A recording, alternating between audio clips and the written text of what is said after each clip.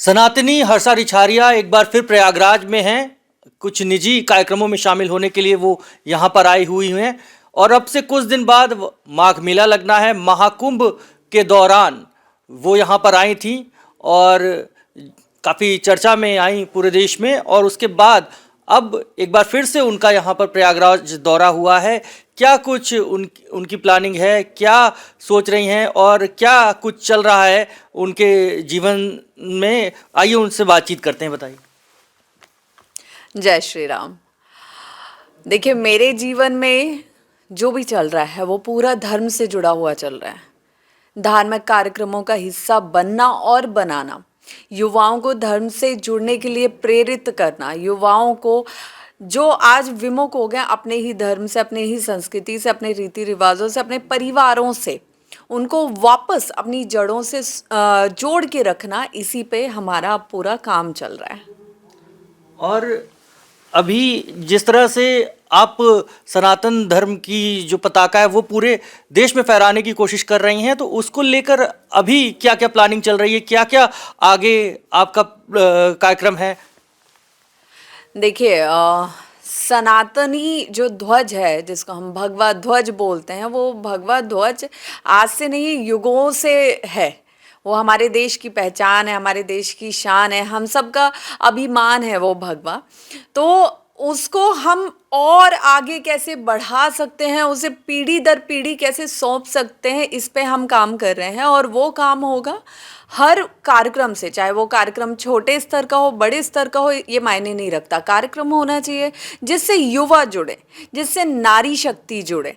नारी शक्ति को आज की डेट में जोड़ना बहुत ज़्यादा ज़रूरी है और हम खुद उस पर काम कर रहे हैं। हम खुद ऐसे कार्यक्रमों का अब आयोजन शुरू करने वाले हैं जिससे हम ज़्यादा से ज़्यादा नारी शक्ति, वो किसी भी उम्र की हो सकती है, नारी शक्ति और युवाओं को हम अपने कार्यक्रमों से जोड़ेंगे।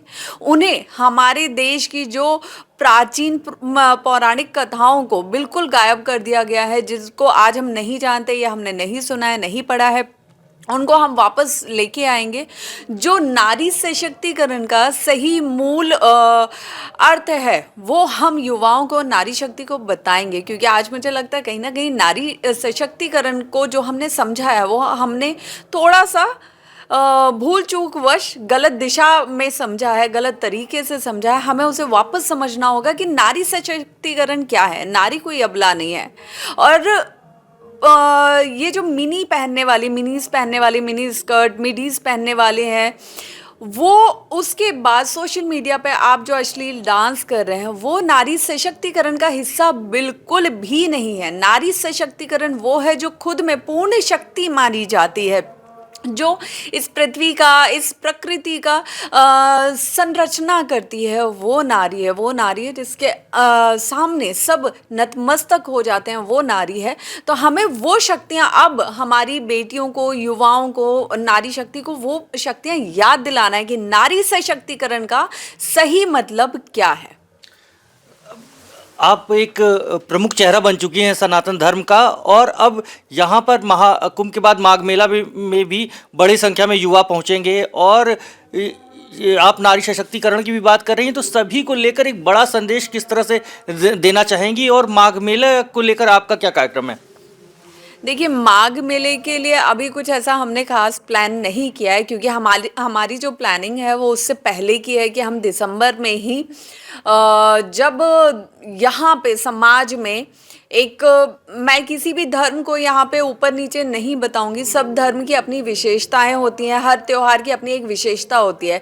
लेकिन हिंदू धर्म में मुझे एक लगता है कि कहीं ना कहीं हम ये जो अपने हिंदू सनातनी बच्चों को कृष्ण बनाने की जगह, राम बनाने की जगह, सीता बनाने की जगह, हम जो उन्हें लाल रंग का जोकर बना के घुमाते हैं, और मैंने ये बात कुंभ से पहले, महाकुंभ से पहले भी बोली थी कि ये यहाँ सब आके हमारे देश में रह सकते हैं, लेकिन ये जो भूमि है वो सेंटा की नहीं, संतों की भूमि है। तो उससे पहले ही हम अपना एक कार्यक्रम नारी सशक्तिकरण के लिए, देवी महात्म्य के लिए करने वाले हैं, जिससे हम ज़्यादा से ज़्यादा युवाओं को और नारी शक्ति को जोड़ेंगे। और रही बात माघ मेले की, तो जैसा ईश्वर चाहेंगे वैसा वो रास्ता बनाएंगे।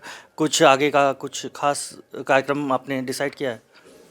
बिल्कुल, बिल्कुल। देखिए, बिना प्लानिंग के तो कोई भी काम हो नहीं सकता जब आपको सबको जोड़ के चलना है। और हमारे सनातन धर्म की, हिंदू धर्म की यही विशेषता रही है कि हम हमेशा एक परिवार की तरह सबको जोड़ के चलने में यकीन रखते हैं, उसी तरह से हम काम करते हैं। और बिना टीम वर्क के, बिना प्लानिंग के आप कोई भी काम नहीं कर सकते हैं। तो आज अगर हमें समाज के एक हिस्से को खुद से जोड़ना है और उनको एक उस दिशा की तरफ ले जाना है जो दिशा हमारी थी, तो हम उसके लिए प्लानिंग में लगे हुए हैं, उसके लिए हम काम कर रहे हैं। और आपके चैनल के माध्यम से ही, आपके न्यूज़पेपर के माध्यम से ही मैं ये बात भी बोलूँगी कि जितने आपके दर्शकों तक, जितने पाठकों तक मेरी बात जा रही है कि हम बहुत जल्दी, लगभग 16 दिसंबर 2025 से 20 दिसंबर 2025 के बीच में एक बहुत ही भव्य आयोजन एक दिवसीय करने वाले हैं, जिसकी शुरुआत हम प्रयागराज से कर रहे हैं। लेकिन धीरे धीरे वो भारत के अन्य छोटे बड़े हर जगह पे आप आयोजित होते देखेंगे। और जिसका मैं चाहती हूँ कि प्रयागराज में जब ये होने वाला है, तो जितनी भी हमारी नारी शक्तियाँ, हमारी बच्चियाँ, हमारी बेटियाँ, हमारी युवा हैं, और जो हमारे परिवार के जितने भी मेंबर्स हैं, परिवार के सदस्य हैं, वो सब इसका हिस्सा ज़रूर बने, क्योंकि आप सबका साथ ही हमारी सबसे बड़ी हिम्मत है। और अगर बात करें, अगर जो 1 साल पहले जो सब बातें हुई और अब 1 साल का वक्त जो बीत चुका है, तो उसमें जो थी उन सब बातों को लेकर अब किस तरह से उभरना हुआ, क्या कुछ रहा? देखिए, उभरना कभी कभी ज़िंदगी में, कहते हैं ना कि हमारा जीवन जो है वो समुद्र की उन लहरों की तरह है, जिसमें लहरें कभी ऊपर जाती हैं और कभी नीचे आती हैं। तो कभी बहुत शोर होता है, कभी बहुत शांति होती है। तो वो जो शोर था, किसी ने कुछ बोला, किसी ने कुछ कहा, किसी ने आशीर्वाद दिया। और ऐसा नहीं है कि कुंभ में सिर्फ टीका टिप्पणी हुई थी। कुंभ में मुझे बहुत प्यार भी मिला है, मुझे बहुत आशीर्वाद भी मिला है, मुझे बहुत सहयोग भी मिला है, मुझे बहुत अपनापन भी मिला है। तो वही जो पॉजिटिव चीज़ें मुझे कुंभ से, महाकुंभ से मिली है ना, वही मेरा सबसे बड़ा सपोर्ट सिस्टम रहा है कि मैं चीज़ों से बहुत जल्दी निकल के आई हूँ। उसके बाद मैं बराबर मीडिया का हिस्सा भी बन के रही हूँ, डिबेट्स में रहना, सब चीज़ें, और हर कार्यक्रम में जाना, हर धार्मिक कार्यक्रम में जाना, वहाँ पे हमारी युवाओं को एक सही मार्गदर्शन करना, उन्हें समझाना, ताकि लव जिहाद, धर्म परिवर्तन, नशा, लिव इन, ये सब जो चीज़ें चल रही हैं, अभी बहुत गलत चीज़ें जो चल रही हैं हमारे समाज में, वो थोड़ा ख़त्म होने पे आ जाए। तो इसकी मेरी बराबर कोशिश है। सनातन धर्म को लेकर कई मंचों पर भी आप दिखाई दी हैं, और उसमें जो उसका अनुभव है उसके बारे में कुछ बताएं।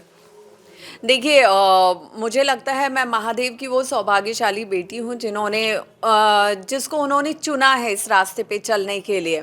उन्होंने ही मुझे हमेशा मार्गदर्शन किया है कि कब किस रास्ते पे आगे बढ़ना है। तो मुझे बहुत से धार्मिक कार्यक्रमों में बुलाया गया, अभी भी बुलाया जाता है, और जिसमें मुझे ये पूरी तरह एक जिम्मेदारी दी जाती है कि मैं माइक पे बोल सकूं, अपनी भावनाएं रख सकूं, और जो बच्चे हमारे युवा भटक रहे हैं उन्हें सही दिशा दिखाने का प्रयत्न करूं। तो ये मुझे बार बार, मतलब महीने में 4-5 बार तो ये अवसर प्राप्त होता है महादेव की कृपा से। तो मुझे लगता है कि अभी तक जो हमारा सफ़र रहा है वो बहुत अच्छा रहा है, लेकिन इसके बाद अब जो शुरू होगा वो बेहद ही खास होगा।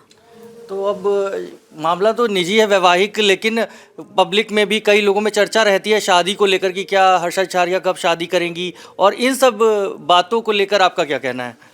देखिए, मैंने पिछले 1 साल से मैं मीडिया के माध्यम से अपनी एक बात हर बार रखती हूँ कि मैं शादी कर सकती हूँ, क्योंकि मैंने सिर्फ गुरु दीक्षा ली हुई है, मंत्र दीक्षा ली हुई है, मैंने संन्यास दीक्षा नहीं ली हुई है। तो आगे की जर्नी में अगर मुझे लगता है ऐसा कोई जीवन साथी मिले जिनके हमारे विचार सेम हो, क्योंकि उनके विचार अगर अलग होंगे, मेरे अलग होंगे, तो फिर हो सकता है आगे चल के रास्ते भी अलग हो जाएं। तो उससे बचने के लिए अगर हम एक ही मानसिकता के होंगे तो वो जीवन जीना भी आसान हो जाएगा, उस रास्ते पे चलना भी आसान हो जाएगा, और दोनों मिलके मुझे लगता है कि एक बहुत अच्छा सफ़र तय कर सकते हैं, जो युवाओं के लिए बहुत बड़ी प्रेरणा बनेगी। तो अगर ऐसे कोई जीवन साथी मिलते हैं तो मैं अवश्य शादी करूंगी, नहीं मिलते हैं तो मुझे शादी की कोई जल्दी नहीं है। मैं जिस कार्य में लगी हूँ मैं उसमें बहुत खुशी से हूँ। प्रधानमंत्री नरेंद्र मोदी भी नारी सशक्तिकरण की बात करते हैं, लगातार उसको लेकर अभियान भी चलाए जाते हैं, तो इसको लेकर आपका क्या कहना है, किस तरह की प्लानिंग आपकी है? देखिए हमारे देश की सरकार है, हमारे जो माननीय प्रधानमंत्री जी हैं, इसके साथ ही हमारी जो यूपी गवर्नमेंट है, हमारी एमपी गवर्नमेंट है, उन्होंने नारी सशक्तिकरण के लिए बहुत काम किया है, बहुत बहुत बड़े बड़े कार्य किए हैं, बहुत बड़ी बड़ी योजनाएं भी निकाली हैं कि किस तरह वो हमारी महिला शक्ति को, नारी शक्ति को और ज़्यादा मजबूत कर सकते हैं, हमारी बहनों को, बेटियों को, बच्चियों को और कितना मजबूत कर सकते हैं। उनकी शिक्षा से लेके हर चीज़ में उन्होंने हमेशा सहयोग किया है। तो अब मैं चाहती हूँ कि मैं उस पूरी योजना का, पूरे बड़े कार्य का, उस पूरे इतने बड़े पैमाने पे जो हमारी सरकार कर रही है, उसका थोड़ा भी मैं हिस्सा बन सकी, अपना थोड़ा भी योगदान दे सकी, तो मुझे लगता है कि मैं बहुत सौभाग्यशाली हूँ। और इसी के लिए अब मैं प्रयत्न कर रही हूँ कि जब हम खा इस देश में रहे हैं, कमा इस देश में रहे हैं, गुजर बसर इस देश में कर रहे हैं, तो इस देश के प्रति हमारी भी जिम्मेदारी बनती है। और मुझे लगता है यही सोच अगर प्रत्येक नागरिक की होगी कि हम सिर्फ अपने परिवार का ना सोच के अगर समाज का सोचना शुरू कर देंगे, तो मुझे लगता है हम अपने धर्म को, अपने समाज को और नारी को बहुत ज़्यादा मजबूत करेंगे। तो इसी की छोटी सी शुरुआत, छोटी सी पहल मैं करने जा रही हूँ। तो अपने परिवार की ना सोचकर समाज की सोचनी चाहिए। वहीं अब एक ये भी बात है कि कई जो सनातन धर्म को मानने वाले हैं, कई जो सनातन धर्म को प्रभावित कर रहे हैं जो संत, वो हिंदू राष्ट्र की भी मांग करते हैं। तो हिंदू राष्ट्र को लेकर आपका क्या विचार है? क्या इस तरह के किसी राष्ट्र की परिकल्पना आप भी करती हैं? देखिए हमारा जो देश है ना, भारतवर्ष, जब हम बात करते हैं तो ये युगों से ही हिंदू राष्ट्र है। और मैंने अभी हाल ही में बोला है कि ये देश हमेशा संतों की भूमि रही है। बहुत से हमारे देश में छोटे छोटे बड़े बड़े ऐसे शहर हैं जिनके बारे में शायद हम कम इतिहास उनका जानते हो, लेकिन जहाँ आज भी ये माना जाता है युगों से कि कण कण में शायद कोई संत बैठ के वहाँ पे ध्यान साधना कर रहा है। तो आज भी हमारा देश बहुत प्राचीन रहस्यों से पूरा भरा पड़ा है। हालांकि बस ये कमी है कि हमें उसके बारे में पूरा ज्ञान नहीं है। तो ये देश शुरुआत से ही, जब से इस सृष्टि का निर्माण हुआ है, ये देश हमेशा से हिंदुओं की, संतों की भूमि रही है। हमारे किसी भी वेद शास्त्र पुराण में कभी भी किसी अन्य धर्म का आप बात नहीं सुनेंगे। आप ये भी नहीं सुनेंगे कि हिंदुओं को ऐसा करना चाहिए। क्यों? क्योंकि पहले सभी हिंदू थे। तो यहाँ पे हम हमेशा, हमारे लिए हमारा भारतवर्ष हिंदू राष्ट्र है, रहेगा। अब वहाँ पे रहना सबको अलाउ है, सब आराम से रह सकते हैं, किसी को कोई दिक्कत नहीं है। तो इसमें मुझे नहीं लगता कि इसको अलग से हिंदू राष्ट्र हम घोषित करेंगे तभी ये हिंदू राष्ट्र माना जाएगा। ये हिंदू राष्ट्र था, है और रहेगा। नहीं, इसमें आपका एक और वीडियो भी है जो कि चर्चा में रहता है, जिसमें कुछ जहाँ जहाँ कुछ ऐसे निकला। हाँ, तो बिल्कुल सही बात है। वो तो मुझे लगता है कि थैंक्स टू मीडिया कि वो वीडियो मेरा इतना वायरल किया। तो मैं वही आपको बोल रही हूँ कि आज भी बहुत सी जगह ऐसी हैं जहाँ कण कण में संत बैठे हुए हैं, छुप के ध्यान साधना कर रहे हैं, जिनको आप खोज ही नहीं सकते हैं। वो एक परम ब्रह्मा को प्राप्त कर चुके हैं, उस परम ज्ञान को प्राप्त कर चुके हैं। तो आज भी हमारे देश में कहीं भी खुदाई करो, हमारे देश में छोड़ो, अन्य देशों में भी खुदाई होती है, इंडोनेशिया, बाली वगैरह, तो भी शिवलिंग ही निकलती है ना। तो जहाँ खुदाई में शिवलिंग निकल रही है, तो इस बात का प्रमाण और साक्ष्य है कि ये देश हमेशा से सनातनों की भूमि थी। ऐसा इन्होंने सोच रखा है। लेकिन और अभी तो यहाँ पर माघ मेला लगने जा रहा है। आप बताएं कि माघ मेले से पहले ही आपके कार्यक्रम शुरू हो जाएंगे, लेकिन अब आगे चल के हरिद्वार में भी कुंभ होगा, तमाम जगह होगा। तो उसको लेकर कुछ है अभी प्लानिंग की किस तरह से आगे? देखिए मेरा एक एनजीओ है जिसको साथ में लेके हम लोग काम करते हैं, युवाओं के लिए भी, ज़रूरतमंदों के लिए भी, बुज़ुर्गों के लिए भी। तो आने वाले जो कुंभ लगेंगे उसके लिए, खैर अभी आपने बहुत लंबी जो मुझसे प्रश्न किया है, आने वाले इतना लंबा टाइम का तो मैंने अभी सोचा नहीं था, मैंने फ़िलहाल का सोचा था। लेकिन हाँ, आने वाले टाइम में मेरा ज़्यादा से ज़्यादा ये प्रयास रहेगा कि हम एटलीस्ट मेडिकल कैंप्स तो लगाएं ही, जिससे कुंभ में जितने भी लोग आते हैं और जो ठंड से या किसी भी वजह से जिनको ज़रूरत होती है डॉक्टर्स की चीज़ों की, तो उनकी हम सहायता कर सकें, हम अपने एनजीओ के माध्यम से डोनेशन कर सकें।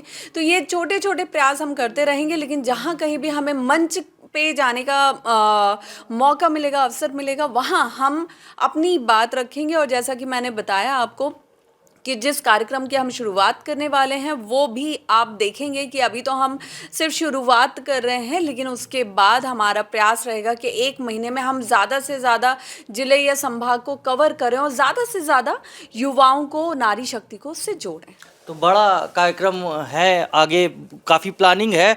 और एक आखिरी सवाल अगर ये पूछा जाए कि एक बड़ा मैसेज सनातन धर्म को मानने वालों को आप क्या देना चाहती हैं जो सभी को प्रभावित करता हो? तो देखिए, मेरे 2 ही मैसेज हैं जिसको मैंने अपने जीवन का एक उद्देश्य बनाया है। पहला कि नारी सशक्तिकरण का सही जो मूल मंत्र है, जो मूल अर्थ है वो समाज को बताना, उन्हें उस दिशा में ले जाना। तो ये मैं काम करना चाहती हूँ। दूसरा, लोग बोलते हैं कि हमें वृद्धाश्रम बनवाने हैं, हम इतने वृद्धाश्रम बनवाएंगे, ये करेंगे। मैं चाहती हूँ, मैं जो काम कर रही हूँ, मैं चाहती हूँ कि मैं अपने जीवन में अगर 10 वृद्धाश्रम भी बंद करवा सकी तो वो मेरे जीवन का सबसे सफल जो एक काम रहेगा। और वृद्धाश्रम बंद कैसे होंगे? वृद्धाश्रम तब बंद होंगे जब हम अपने बच्चों को अपने संस्कार, रीति रिवाज, परंपराओं से, परिवार से, अपनी जड़ों से जोड़ के रखेंगे। तब वो बच्चे कभी आपको घर से धक्का मार के नहीं निकालेंगे और अपने आप जो लोग आज वृद्धाश्रम को कमाई का जरिया मान रहे हैं वो धीरे धीरे वृद्धाश्रम कम होने लगेंगे। बहुत बहुत शुक्रिया इस बातचीत के लिए। तो काफ़ी कुछ प्लानिंग कर रखा है इन्होंने आगे के लिए और काफ़ी सामाजिक परिवर्तन लाना चाहती हैं वो भारत में, और कई अपने उद्देश्यों के साथ वो अपनी प्लानिंग कर रही हैं और उसमें हर्षा रिछारिया लगी हुई हैं। प्रयागराज से अमर उजाला के लिए संवाद न्यूज एजेंसी से मैं संदीप श्रीवास्तव। अगर आप ये वीडियो YouTube पर देख रहे हैं तो हमारे चैनल को सब्सक्राइब कर बेल आइकन दबाएं और Facebook पर देख रहे हैं तो हमारे पेज को लाइक करें।